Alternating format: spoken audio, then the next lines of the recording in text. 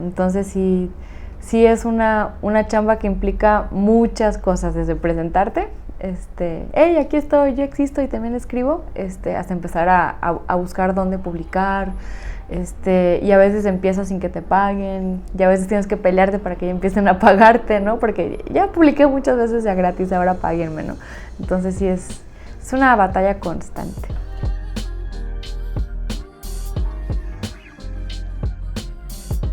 ¿Tú cómo te encuentras con ese primer momento en el que dices, bueno, ya me dijeron que quieren publicar mis cuentos y ahora me tengo que sentar a escribirlos? ¿A qué horas? ¿Cómo me organizo? O sea, cuéntame todo. Cuando ya tienes en tu mente que te quieres dedicar a contar historias, te das cuenta de que todo es un pretexto para empezar a contar una historia. Uh-huh. Entonces, por eso luego dicen que no le cuentes tus secretos a los escritores, porque luego los usan en sus libros. Cuidado con abrir. Yo más que los secretos es cuidado con lo que dices en la calle incluso, porque me ha tocado muchas veces que estoy haciendo cola en el Oxxo y escucho una plática y me llama la atención una frase, o la manera en que responde una persona, y eso te ayuda como a hacer para que sea el catalizador ¿Lo grabas, de una historia. No, más bien como que lo escucho y cuando puedo lo escribo, que para eso me ha servido muchísimo el teléfono. Antes cargaba siempre una libreta, ahora saco mi aplicación de notas y escribo lo que dice, ¿no? Pero te ayuda muchísimo a observar a la gente. Entonces, de ahí te puedes inspirar para contar cualquier tipo de historia, ¿no? A veces un buen personaje es lo que necesitas antes de la historia. Está curioso eso. A veces tienes el personaje, pero no sabes dónde lo vas a poner. Pero sabes cómo es y cómo se comporta y qué decisiones va a tomar, en qué se va a equivocar, en qué va a ganar. Entonces, ya nada más el chiste es encontrar como un lugar adecuado para que empiece a tropezarse y empiece a superar cosas, y ya tú decides si lo va a lograr o no. ¿Y tú sientes como entonces que tu proceso de creación sí está muy centrado en los personajes? Sí, yo creo que sí. Aunque también luego un contexto es el que también ayuda a crear la historia. También he pensado primero en anécdotas personales, en cosas que me han pasado a mí o cosas que me han contado, o también lugares, ¿no? De que son, ¿cómo se llama? Ya como enigmáticos para una persona por el tipo de historias que suceden ahí, ¿no? O sea, este tipo de historias solamente pueden suceder aquí, ¿no? Como si cada lugar fuera una versión distinta de Twin Peaks, ¿no? En una, que siempre va a tener gente chismosa y gente mintiendo, gente aparentando, y con un toquecín de asuntos de magia y de fantasmas y del demonio, ¿no? Y de la maldad o lo que sea. Entonces ya empiezas como a jugar con eso. Que lo chido de eso, de cuando te cuentan una historia verdadera y la quieres convertir en un cuento, es que puedes jugar muchísimo con las intenciones y con las motivaciones de la gente que está allá adentro, y le empiezas a exagerar todo, ¿no? Entonces te inspiras también mucho en la vida real. Ah, sí. Y en tus propias experiencias. Sí. ¿Crees que es cierto esto, que lo he escuchado mucho, que no puedes ser un buen escritor si no has vivido?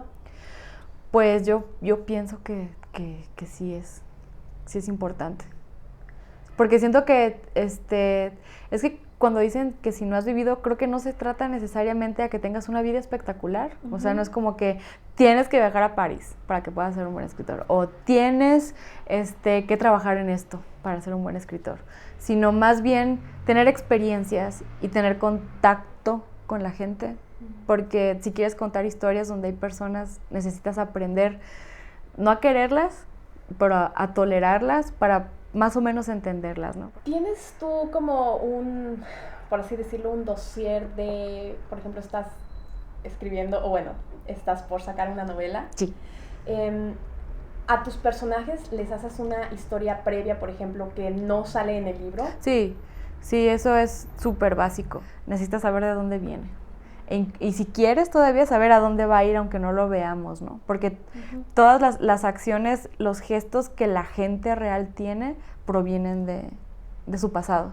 Y lo mismo tienes que hacerlo para poder construir un personaje que sea creíble, que no sea acartonado. Estas son algunas características que creo que un personaje como redondo, completo, debe de tener? ¿Qué dirías que son estas características que debe de tener un buen personaje? Tiene un pasado. Y cuando digo que tiene un pasado, es que tiene al menos una anécdota importante en su vida. Una que va a estar recordando todo el tiempo y que le va a ayudar a tomar decisiones. Que le marque. Ajá, que es la anécdota por la que decidió tomar la vuelta a la izquierda en lugar de la derecha. Okay. Tiene rastros de humanidad, o sea, creo que dentro del desarrollo de un personaje, y cuando lo ves en pantalla o cuando lo ves cuando lo lees en un cuento, aunque ya sabemos que va a ser malo o al contrario que va a ser bueno, dentro de todas las cosas buenas que hace, va a ser algo que va a identificarlo como humano y que vas a decir, es capaz de hacer las dos cosas. Y que sabes que todas las cosas buenas que hizo fue porque él quiere ser bueno. O sea, esta dualidad de que tienes la opción de escoger, de que eres bueno y eres malo, pero a la final tú escoges. Bueno, el personaje escoge una parte o la otra, ¿no? Exacto. Pero el chiste es que lo puedas ver, que cuando lo veas actuar, digas, de las 10 cosas que hizo, en una fue malo, pero te das cuenta de que fue como la excepción, y fue tal vez como una anomalía, tal vez un momento de debilidad, tal vez que lo llevaron al extremo, pero fue el momento en el que decidió romper con su propia fortaleza y que ya no pudo más y se portó mal. Yo creo que esas son las dos más importantes. Sí. Son las que le dan dimensión y que te lo hace creíble, además. Porque luego cuando empiezas se te prende este músculo de la empatía que a veces lo tenemos tan débil, empiezas a entender al personaje por qué hace las cosas que hace, aunque tú no las hagas, aunque si estuvieras en su lugar no lo harías de la misma manera, entiendes por qué hace las cosas de ese modo, ¿no?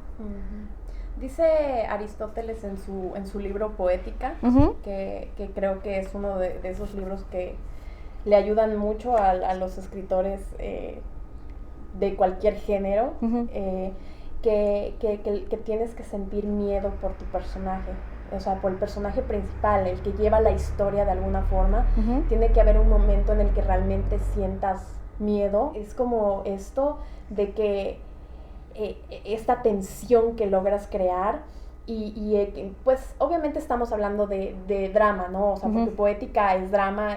Había el otro texto que se perdió, que era pues la cuestión de la comedia, que pues nunca sabremos qué pensaba Aristóteles sobre eso, pero tenemos que el drama siempre tiene que tener como esta tensión. ¿Cómo ves tú este tema de crear tensión y te basas tú en un arco narrativo o en estos tipos de narrativas como estándar para crear a tus historias, o cómo le haces? O sea, ¿lo tienes en mente o no?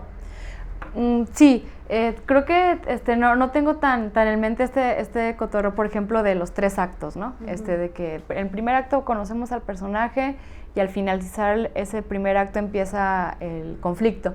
Y en el segundo acto, que es donde se desarrolla todo el conflicto, y al final del segundo acto ya empieza el desenlace, ¿no? Y es cuando empiezas a averiguar si sí o si no. Pero lo que sí debo tener claro es hacia dónde va el personaje desde el principio. En el caso de los cuentos y en esta ocasión con la novela, yo ya sabía lo que iba a pasar. Entonces ya tenía como un mapa. Estos son los personajes, quieren alcanzar esto, pero para poder alcanzar esto les necesita pasar todo esto.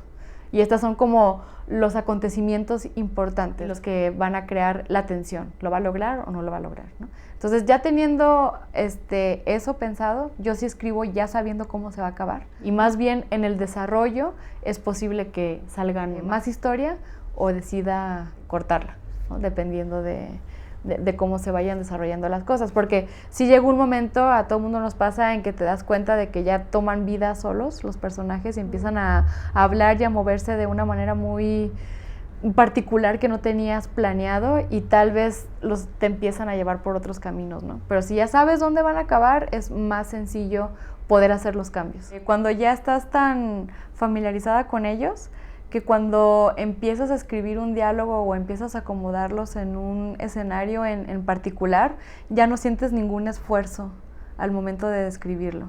todo se da de manera natural y es casi como si más bien te estuvieras acordando de una anécdota que te contaron, ¿no? Y ayuda muchísimo cuando estás estás maquinando una historia y todavía no la estás escribiendo o no terminas de escribirla, que estás con tus amigos o estás en el cine o estás en un contexto público, te empiezas a imaginar, ¿qué haría Tony en esta situación? ¿Cómo reaccionaría ante el tráfico? Como que ya empiezas a jugar con eso y ya lo tienes bien dibujado. Creo que estos son tips, pero muy, muy, muy buenos, ¿no? De verdad, he hablado con mucha gente de estos temas y creo que pocas personas me habían dicho tantas cosas tan concisas.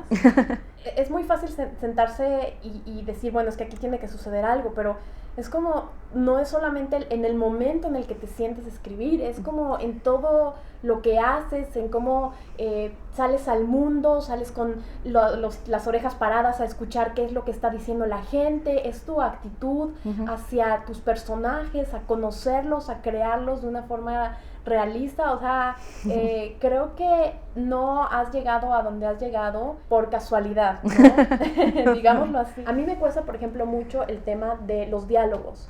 Sí. Siento que es la cosa más difícil. Son muy difíciles, sí.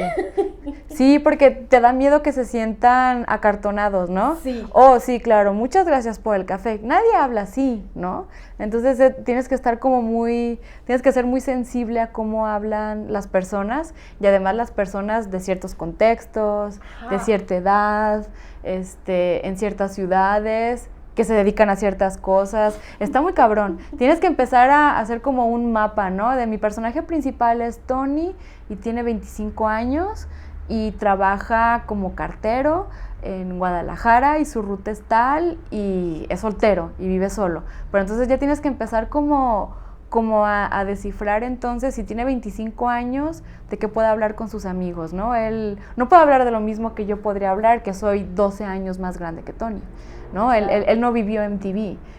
Si yo me quejo de que MTV ya nada más tiene reality shows, me va a decir, pues es que MTV es nada más de reality shows, ¿no? Entonces no vamos a tener la misma conversación, ¿no? Y si tienes como que apechugar si no te gusta, casi sentarte a escuchar a alguien de 25 años, aunque no comparta nada contigo, para ver qué es lo que le mueve, qué es lo que está pensando, qué es lo que... ¿De qué está hablando, pues, no? ¿Cuál es su mundo? Y en el caso de, por ejemplo, si te inventas un mundo completamente ficticio, estilo Harry Potter, digamos, sí. ¿De dónde sacarías tú eso? O sea, ¿lo tomarías como igual de la realidad y crearías como a partir de la realidad tu mundo? ¿O cómo le haces? Pues yo no creo que nadie pueda crear un mundo de la nada. O sea, invariablemente, así para empezar, es muy difícil. O sea, creo que es imposible. Siempre tomas de referencia algo, ¿no? Hay cosas que siento que no se pueden traspasar de un mundo a otro, porque al final de cuentas es un humano quien lo está creyendo.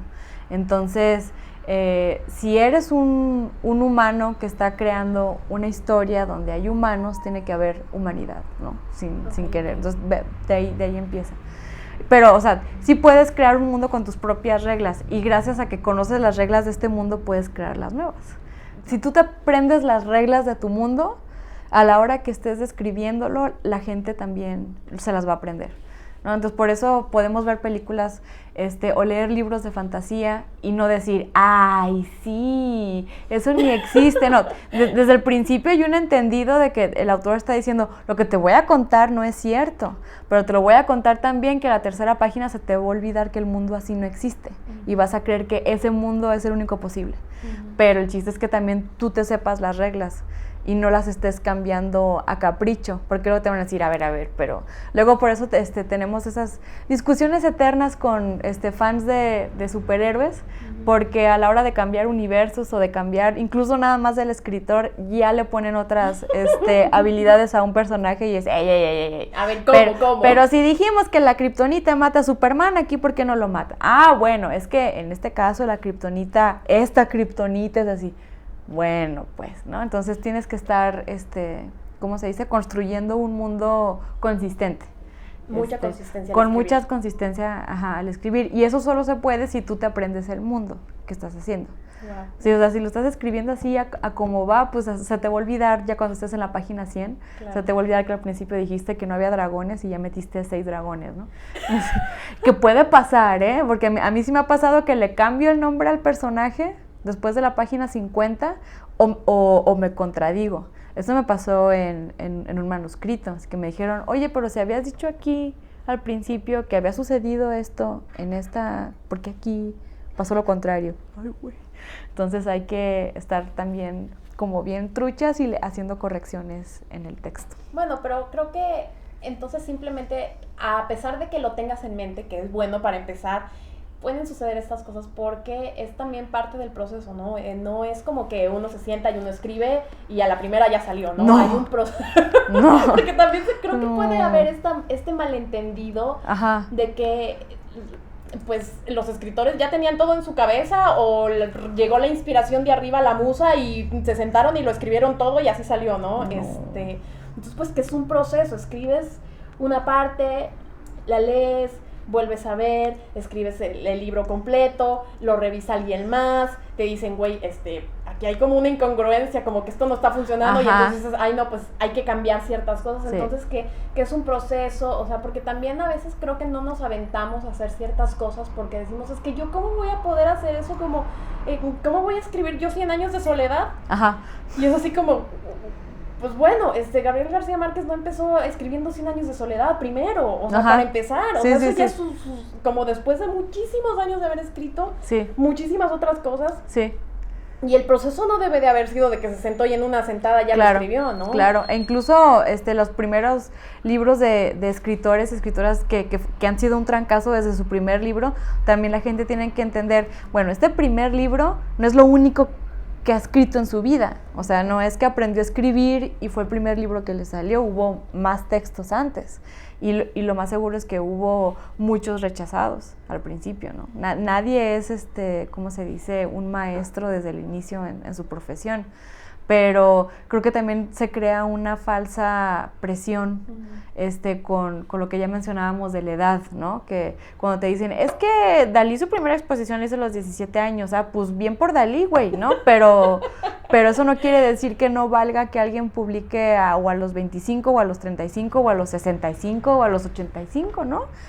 Toni Morrison también escribió ya grande su primera novela, o sea, ella ya era profesora de universidad, ya tenía obviamente un camino recorrido en la academia, pero su primera novela, no quiero mentir, pero creo que ya tenía 40 y tantos años, y se ganó el Nobel de todas formas, ¿no? Entonces, no hay que presionarnos por ese tipo de cosas y también no hay que desesperarnos, porque corregir un texto puede ser muy cansado.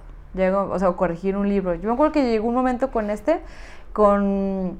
o sea, es muy difícil que un texto sea perfecto a la primera, desde errores de dedo hasta estas inconsistencias que se nos olvidan porque a la mitad de la historia quisimos cambiarla, entonces había que hacer correcciones. Llega un momento en la tercera corrección que dices, ya no veo nada, ya no veo letras, veo garabatos, ya estoy harta de este libro, ya mándalo, no me importa cómo salga, ¿no? Casi.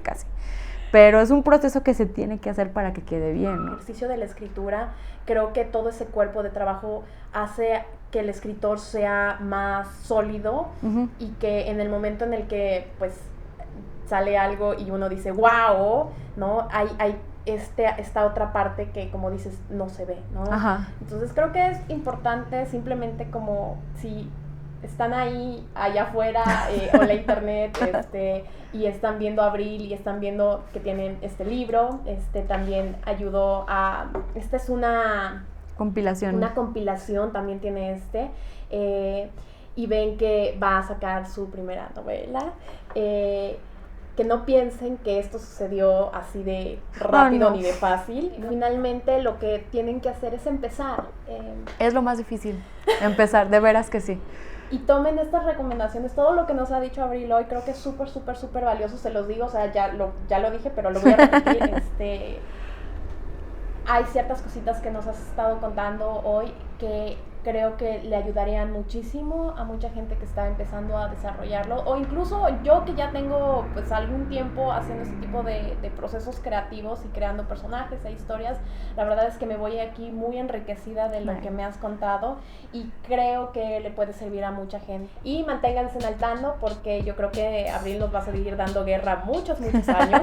Ojalá. De verdad, muchísimas gracias por todas tus anécdotas, por tu tiempo, por esos tips tan increíbles. Yo los voy a poner en práctica y ya les cuento. Y pues esto es todo por el día de hoy. Muchas gracias por habernos acompañado aquí con Abril y nos estamos viendo en un próximo episodio de Entrevistas con Mujeres Creativas. Gracias. Bye. Bye.